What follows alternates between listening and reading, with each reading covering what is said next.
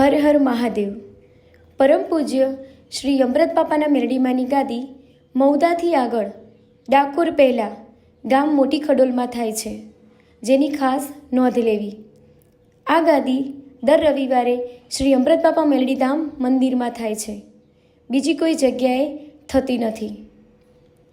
દર રવિવારે શ્રી અમૃત બાપા મેરડીધામ મંદિરમાં આવનાર ભાવિકોને દેવદુખના સમાધાન માટે સમયસર 10 વાગે પહોંચી જવું. શ્રી અમૃત બાપા પરિવાર તરફથી ગરમાગરમ મહાપ્રસાદનો લાભ મળશે.